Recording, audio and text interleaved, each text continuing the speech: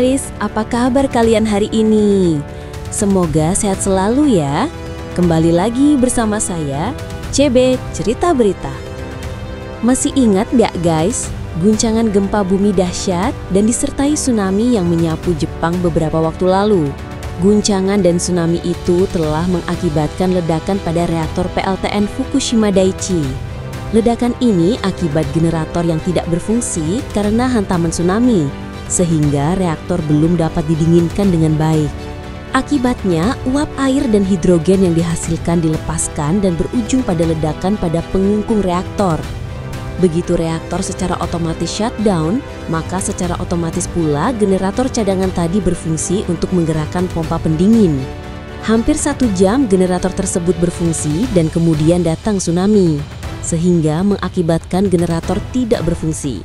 Hal ini disampaikan Kepala Bapeten Asnatio Lasnan ketika menerima kunjungan reporter Koran Jakarta, Kamis 17 Agustus 2011 siang di Gedung Bapeten.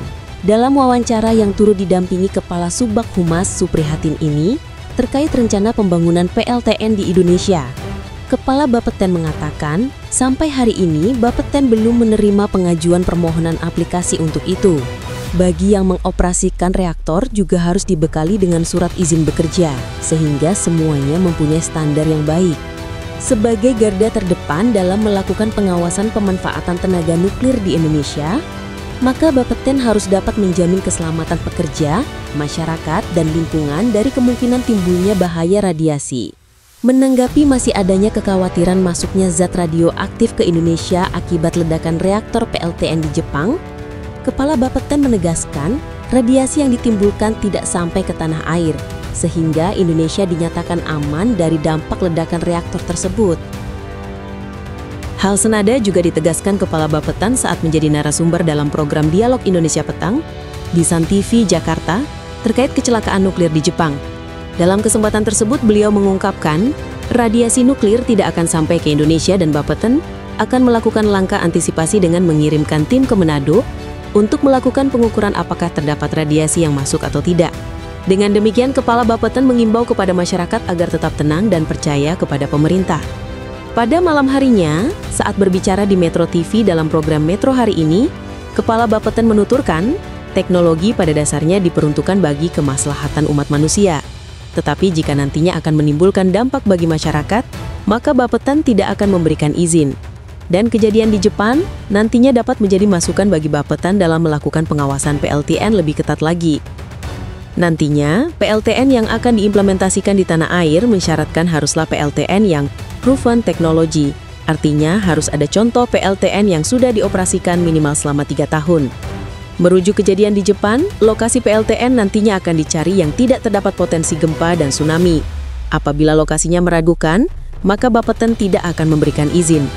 Selain Kepala Bapeten, perbincangan ini juga menghadirkan pakar lingkungan hidup Sony Karaf dan pakar radiasi nuklir Sahala Huta Barat. Menurut Sahala, untuk implementasi PLTN di Indonesia harus dilakukan dengan penuh kehati-hatian dan dibutuhkan perencanaan yang baik. Sedangkan Sony mengatakan kejadian di Jepang hendaknya dapat menjadi pelajaran yang sangat berharga bagi Indonesia jika kelak kita ingin membangun PLTN, baik dari segi keselamatan dan keamanannya. Presiden Prabowo Subianto mewanti-wanti bahwa Indonesia bakal ikut terdampak apabila perang nuklir benar-benar terjadi, meski Indonesia masuk dalam kelompok negara non-blok. Prabowo menyebutkan posisi Indonesia sebagai non-blok sudah tepat bila Perang Dunia Ketiga pecah. Tetapi posisi itu tidak menyelamatkan Indonesia bila nuklir sudah digunakan untuk berperang.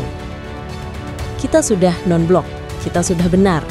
Tapi kalau terjadi perang nuklir, kita non-blok saja, kita akan kena, kata Prabowo Senin 7/4/2025. Mungkin negara-negara punya nuklir, dia matinya lebih cepat. Kita mungkin mati juga, tapi lama matinya. Iya nggak?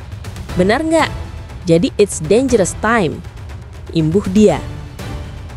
Prabowo menekankan bahwa situasi global saat ini berada pada masa-masa yang berbahaya. Ia menyebutkan, dunia saat ini penuh ketidakpastian akibat persaingan dan hegemoni antar negara. Mantan Menteri Pertahanan ini mengatakan, Amerika Serikat tengah bersiap menyerang Iran. Sementara, Rusia siap pasang badan membantu Iran bila negara tersebut benar-benar diserang Amerika.